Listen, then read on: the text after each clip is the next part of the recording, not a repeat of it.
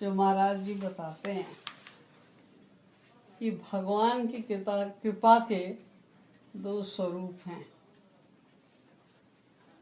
एक तो ये कि हमें सब वो अच्छा अच्छा दे रहे हैं, और एक ये कि जो तुमने बुरे कर्म किए हैं तमाम जन्मों में, उसका फल भोगना पड़ता है। यानी सुख या दुख, ये दोनों भगवान की कृपा है। बोलते हैं सुख में भी राधे राधे, दुख में भी राधे। ये है कृपाई। कुछ हमें सुख देके और कुछ हमें दुख देके अपने कर्मों का फल भोगना पड़ता है। और जब दुख वाला होता है, कष्ट होता है, तो नेचुरली जो महाराज जी के भक्त हैं उनको महाराज जी की याद तो आती ही है फिर उस समय। और किसको याद करेंगे? जब महाराज जी की याद आती तो महाराज जी कहते हैं नहीं, ये तुम्हारा संस्कार है, तुम्हारी करनी का फल है, तुम्हें भोगना है, ये कोई और नहीं भोगेगा। तुम सोचो महाराज जी हमारा कष्ट दूर कर दो, तो तुमने जो किया है तुम्हें भोगना पड़ेगा। महाराज जी क्या करेंगे इसको?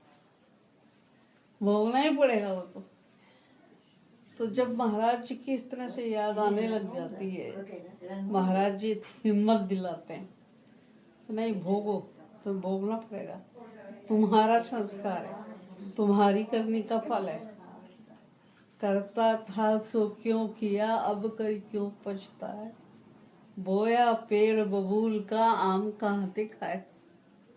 जो गड़बड़ किया है हमने, कितने ही अपराध इस लाइफ में किए होंगे, कितने पिछले पिछले पिछले तमाम अनंत जन्मों में, तो उनका फल तो कभी न कभी भोगना ही पड़ेगा। महाराज जी की ये कृपा जरूर है जो मैं बराबर अनुभव कर रही हूँ पूरी बीमारी में, कि जो भी कष्ट आते हैं उनका जितना होना चाहिए परिणाम, जितनी तकलीफ होनी चाहिए उतनी नहीं हो रही, वो काट रहे, इससे ज्यादा वो कुछ नहीं कर सकते। योगक्षेम वहन करते हैं महाराज जी, मतलब ये कि वो हमें हिम्मत देते, हमें ताकत देते कि हमें महसूस ना होता है, लेकिन उतना महसूस नहीं होने देते। ये उनकी बहुत बड़ी कृपा है। इसी को सोच सोच के विभोर रहना चाहिए। किसी को भी कष्ट आए तो कष्ट को दूर करने का एकमात्र ये तरीका है। Thank you.